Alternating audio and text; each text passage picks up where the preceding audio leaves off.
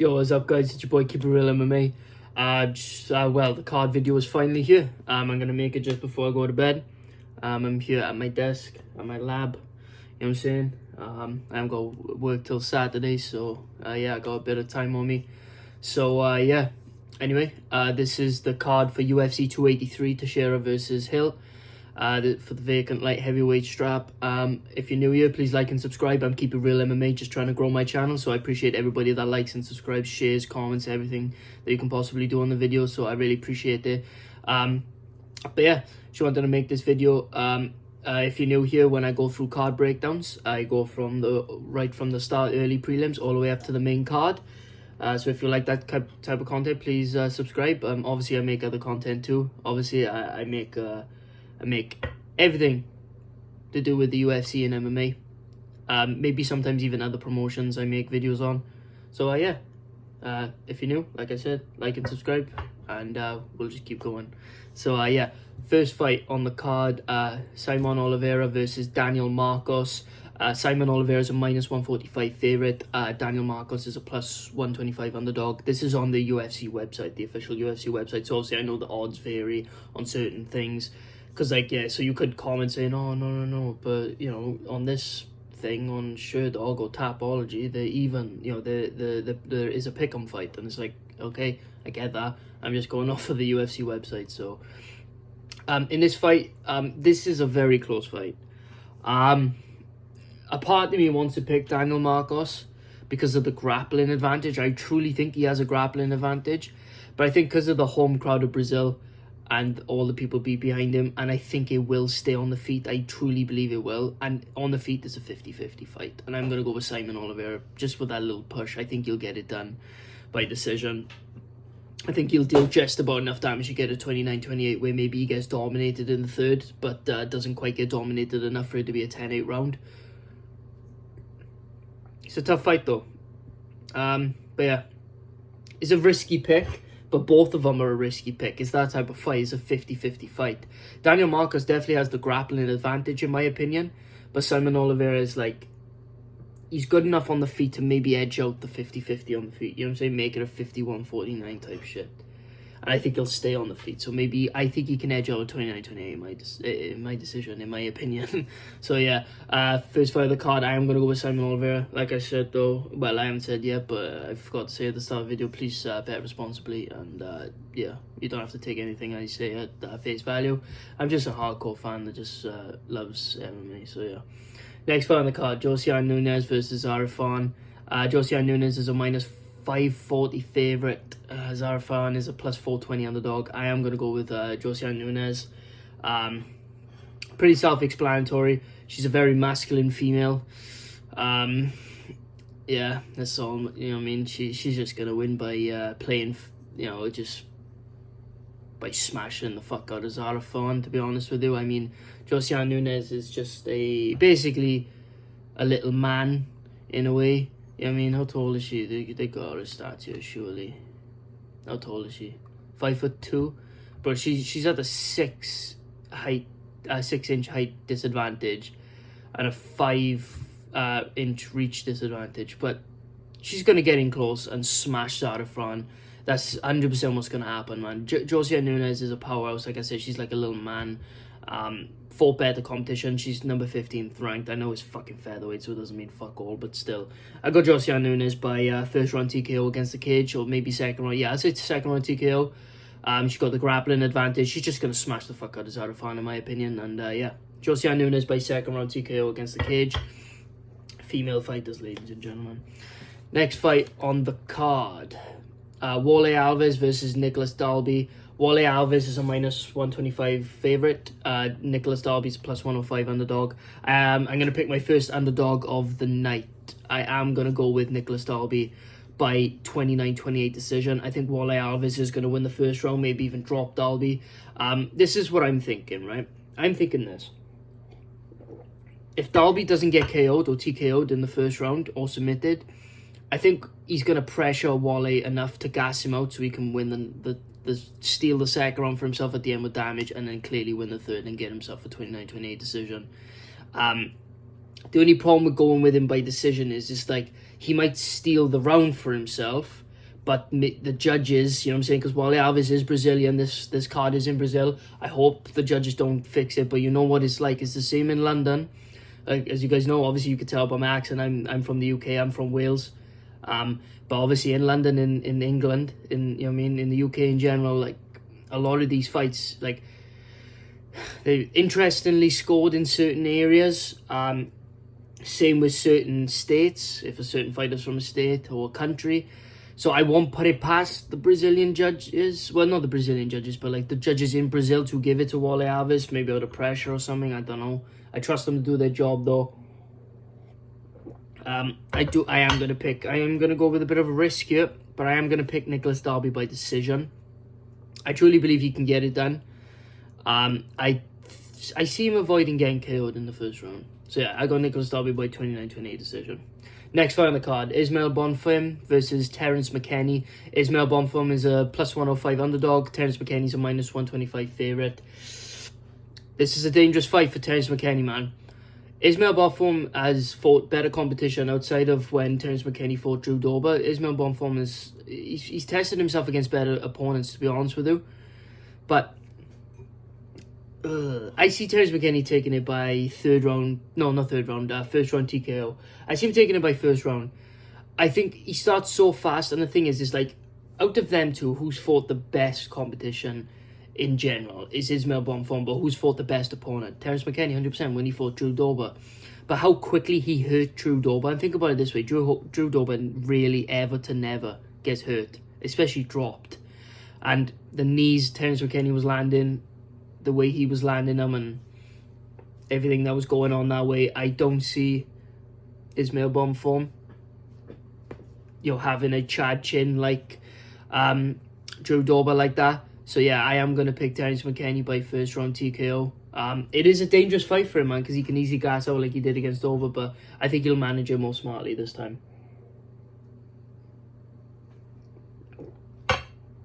So yeah, Terence McKennie by first round TKO.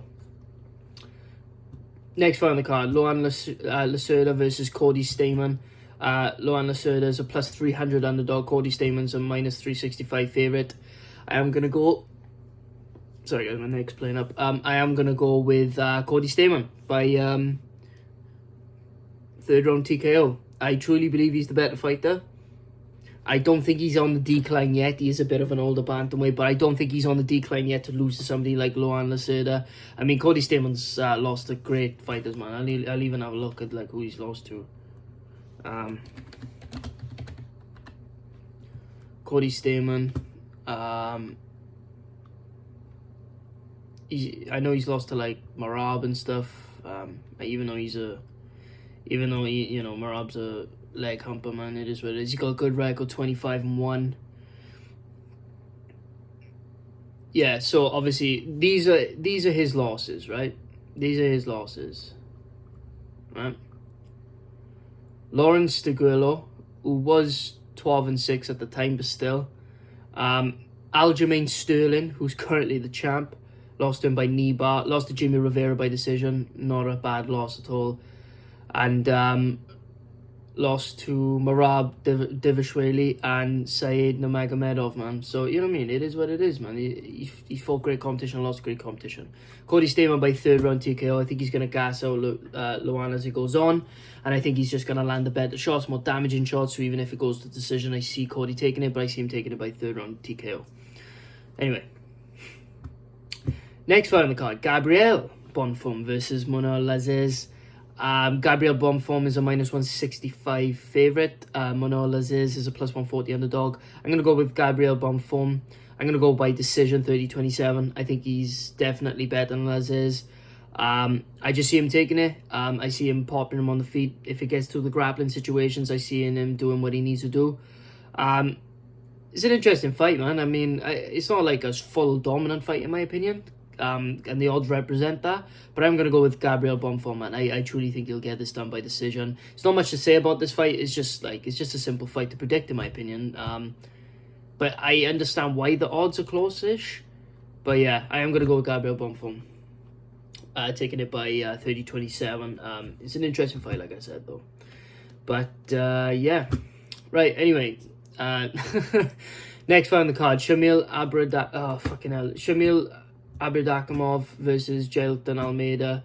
I can't say his last name. I forgot. I forgot how to say his last name. Anyway, Shamil's a plus 675 underdog. Jailton Almeida's a minus 975 underdog. 975 favorite. Fuck, man. The odds. 100% don't go with Jailton Almeida, man. They're the same height. Jailton Almeida has a 3-inch reach advantage. The grappling's going to be on massive. Is going to be on massive display right now. I literally said that's going to bother me because I said Shamil's last name the other day. If you guys don't know and don't watch me that often, I'm terrible at pronouncing names. Terrible. Like, even if I know the fighter really well and I've watched most of their fights and shit like that, I've seen I've seen Shamil's last 5 fights at least. You know what I'm saying? Like, I watch every single card, and the ones I miss, I check all the highlights for each fight that I possibly can, and I check what they're doing, and I research the fights, and I've researched these people, I research everybody on the card, and I can't say, I forgot how to say his last name, but yeah, I'm gonna go with Jailton Almeida by steroid usage. He's clearly on steroids. You know, it is what it is. There's nothing you could do about it at this point. No point getting angry. But yeah, I think Jailton Almeida, he's still very talented though, man. He's very talented. Very good at what he does. I think on the feet, he's much better. Shamil's very chinny. Jailton isn't. And Jailton's just going to take him down, beat the fuck out of him. And I feel like he'll get the KO on the feet though. I think he'll get Shamil thinking about the takedowns. And I think he'll get him worrying, putting his hands low. And I see Jailton Almeida getting it done by second round KO, where maybe Shamil has to try and survive the first round. But I don't think the ref will be as bad in that fight like it was with Chris Daukaus, where Chris Daukaus basically knocked him out twice. But yeah, I got Jailton Almeida by second round KO. That's going to bother me now, is Shamil's last name, but yeah. Next fight on the card, Thiago Moises versus Melquinzel Costa. Thiago Moises is a minus 365 favourite. Melquinzel Costa is a plus 300 underdog. I am going to go with Thiago Moises by first round rear naked choke. I truly believe he is the better grappler. And on top of being the better grappler, I just believe that he's going to be able to get his strikes off, to get the takedowns, to get the back. You know, Thiago Moises has very creative ways to get the back, and the thing is like, if you're able to get decent grappling exchanges with Islam Makhachev, then you're going to be able to do that against Melquinzel Costa. You know, he's not bad. I've seen some of his regional fights. He's pretty good, but I just don't think he's at the level of Thiago Moises, especially at lightweight. So yeah, I got Thiago Moises by rear naked choke. Pretty self-explanatory and simple fight to predict. The odds represent even good in my opinion. So yeah, be very shocked if Melquinzel Costa gets it done. Next fight on the card, Gregory Rodriguez versus Bruno Ferreira. Gregory Rodriguez is a minus 305 favourite. Bruno Ferreira is a plus 255 underdog. I am going to go with the favourite in Gregory Rodriguez. I am going to go with Robocop, who's also on steroids, I believe. I think he's on steroids, but yeah. I know this Bruno guy is undefeated, but he's 5'10", 72-inch reach. You know, compared to Gregor Rodriguez is 75-inch reach and 6'3". Gregor Rodriguez is the bigger guy. He's got the better striking, and I mean, he's willing to put his chin on the line and land big shots. I truly believe he's going to KO him in the second round. I just think it's going to turn into a slugfest like it does with most of Gregory's fights. But I feel like Gregory's grappling is pretty underrated, and I feel like he might even have an advantage there. If not, he'll be able to stuff takedowns and stop grappling exchanges, you know, like jiu-jitsu situations and you know, no-gi situations and stuff. So I see Gregor Rodriguez getting it done by second round KO. Where the first round is super sluggish. Bruno, you know, gets dropped a couple of times. They both gas, but Gregory finds the KO in the second round. So yeah, I got Gregor Rodriguez by second round KO. I truly think he could get it done. I do believe in Robocop and getting it done. He's a very good fighter, man, and that's just how I see it going. So yeah. Next fight on the card, Shogun Rua versus Io Pretoria. Shogun Rua is a plus 175 underdog. Io Pretoria is a minus 205 favourite. Now, I don't think Pretoria is actually amazing. I don't think he's that fucking good. Because let's be real, right? Pretoria is a can crusher, right? He is a can crusher. Let's be real. But he is the taller guy. He has a less reach, though. He has a 1-inch reach deficit. But, man, like, he has a more explosive style. Obviously, he's a lot younger. Shogun's like 41 now. So, yeah, he is 41. Pretoria has the more explosive style where if a finish is happening and it will go to Pretoria, I feel like you'd be able to keep him at range even with the deficit of 1 inch. I just feel like Pretoria is going to be the more energetic guy, better guy. And I feel like he is going to land the shots he needs to land on Shogun Rua. And I truly believe that Pretoria has a potential to improve since his last fight. And I truly believe that he can get it done. Just needs to be careful of maybe certain shots landing, certain things, and try not to get robbed. If you're going to make a decision, at least beat the fuck out of him so there's no potential of the judges robbing him, I would say. Because obviously Shogun Rua is Brazilian. But yeah, that's what I would say. I'd say Ian Pretoria by... second round TKO. Second round TKO, I say Pretoria by. I feel like he can catch Shogun Rua, especially at this age, and I think he will. Tough fight though. On to the main card. First fight of the main card, the opening of the main card. Paul Craig versus Johnny Walker. Paul Craig is a plus 165 underdog. Johnny Walker's a minus 195 favourite. I'm going to go with Johnny Walker. I'm going to go with Johnny Walker by third round KO / TKO. I feel like this fight we're truly going to see a very, very, very confident Johnny Walker, man. Because think about it, against Kutalaba, he was worried about the power, so he went for the takedowns, and his grappling is so good, man, and I'll get to that in a sec. Against Jamal Hill, he was worried about the KO, got KO'd. Against Ryan Spann, he was worried about the KO, managed to KO Spann after getting dropped multiple times. Worried about the power with Santos and lost the decision because of it. So I truly believe that Johnny Walker gets it done by KO. Paul Craig is also chinny himself. But what people don't understand is, like, I know Johnny Walker lost to Nikita Krylov by decision, but Johnny Walker, man, he was reversed in position. He was doing very well. And Paul Craig, I know he snatched up the triangle on Nikita Krylov, but Nikita was fucking dominating him on the ground before that random-ass triangle that Paul Craig fucking threw up. Paul Craig, Krylov was beating the fuck out of him, and it looked like he almost KO'd Paul Craig at one point. Like, somehow Paul Craig's fucking chin decided not to be shit. But yeah, I generally got Johnny Walker by KO, third round. I feel like the entire fight, Paul Craig would be chasing takedowns. He can't, because the thing is, we're going to see a truly confident Johnny Walker against the guy, Paul Craig, who can't strike. He can't strike, let's be real. He's not good enough in the striking department. And there's no fucking chance he's KOing Johnny Walker. He doesn't have the power, and I don't see him having the wrestling necessary to be able to take down Johnny Walker. I just don't think he does. I just don't believe he has the wrestling. He's not strong enough. Like, against Volkan Ozdemir, who's over the hill, he couldn't get him down. He didn't have the power to drive to get the double leg. So, and Johnny Walker's fucking takedown defense is grappling is underrated. Is very underrated. So, I got Johnny Walker by third round KO.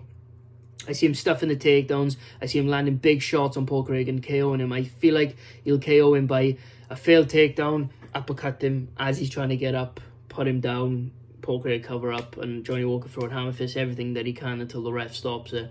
So yeah, I see Johnny Walker getting this done. Third round KO. Next fight on the card, Laura Murphy versus Jessica Andrade. Laura Murphy is a plus 390 underdog. Jessica Andrade is a minus 490 favourite. No-brainer here. I am going to go with Jessica Andrade. She's the only female flyweight, well, only female other than strawweights that can actually fucking look technical when she fights. Laura Murphy's fucking shit. Jessica Andrade is going to get it done. I truly believe she's going to get it done by TKO in the second round. I feel like there's going to be a lot of finishes this card. I really do. But yeah, I see Jessica Andrade getting it done by TKO over Laura Murphy. I just don't think Murphy will be able to handle Jessica Andrade's masculine presence. You know what I'm saying? Yeah. And I feel like Jessica Andrade is just going to smash her with body shots, because obviously Lauren Murphy is the much taller fighter, I believe. 5'5" to 5'1", 67-inch reach to 62-inch reach, you know what I'm saying? So I feel like Lauren Murphy is the much taller fighter in hindsight like that. Jessica Andrade is tiny. But, yeah, I do see Jessica Andrade getting it done by smashing her with body shots, smashing her with headshots, and just fucking smashing against the cage until Lauren Murphy basically is done. Because I do see Jessica Andrade being relentless with it, you know, kind of like she was with Amanda Lemos. She was just all over him. She was just all over until she got the standing triangle choke. So yeah, I got Jessica Andrade by second round TKO. After wearing out Murphy with body shots in the first. Next fight on the card, Gilbert Burns versus Neil Magny. Gilbert Burns is a minus 460 favourite. Neil Magny is a plus 370 underdog. I am going to go with another big favourite in Gilbert Burns. I do believe Gilbert Burns is going to get this done by decision.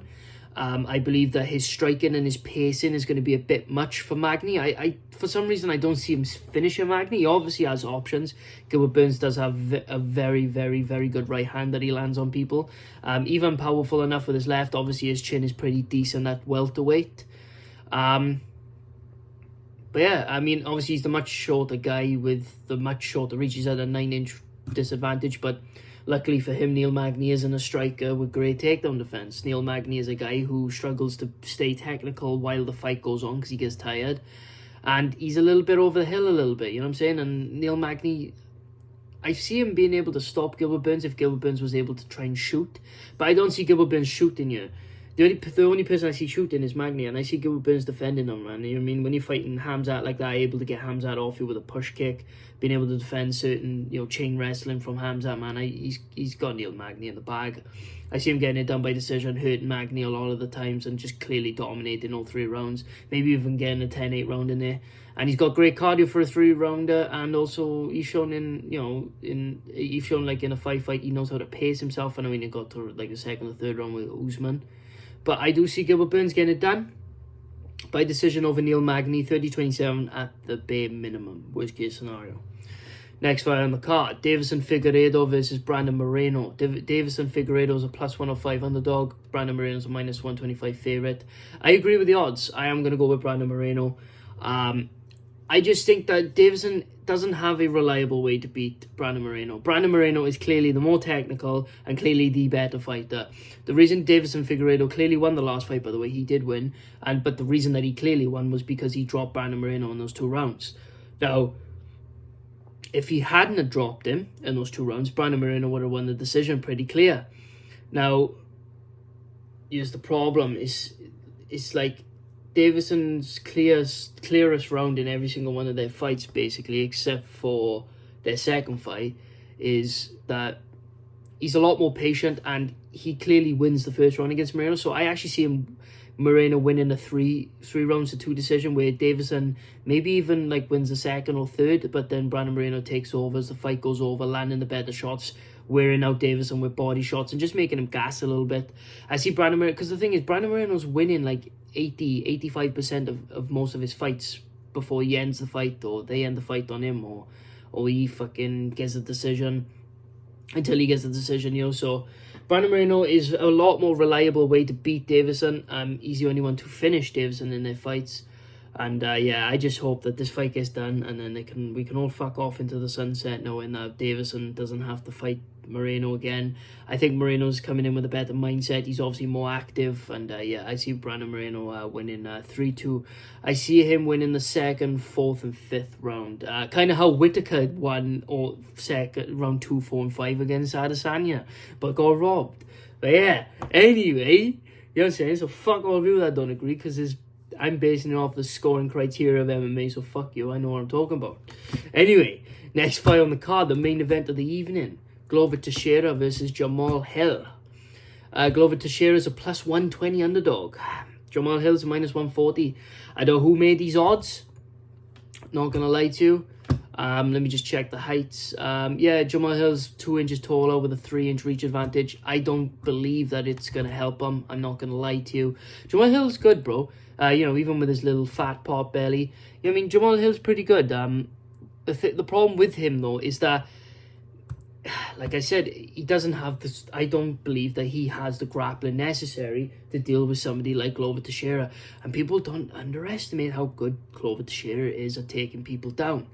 And the thing is like, not only is he good at taking people down, how quickly he can get to people's backs. Now, I rewatched Jamal Hill's fight versus Thiago Santos, and Thiago Santos was kind of dominating him in the grappling in the 3rd round. And what happened in the 4th was, before Jamal Hill got the TKO, when Santos got him down, Jamal Hill was tired, so Jamal Hill was giving up his back, and that's pure instinct, and he's going to try not to do that against Glover. But when you're tired like that, he's going to give it up. And if he gives his back up to Glover, Glover's going to submit him. I got Glover by 3rd round submission. I truly think that he's going to weigh Jamal Hill out with his striking, because one thing that Glover's even more underestimated in is his boxing and his head movement. Glover's shown that his chin hasn't expired yet. He's still a bit chinny. He gets dropped a lot easier than most light heavyweights, but his recovery time's insane, and it just shows how fucking powerful Anthony Rumble is. Rest in peace. May my Lord and Savior Jesus Christ bless you and your family.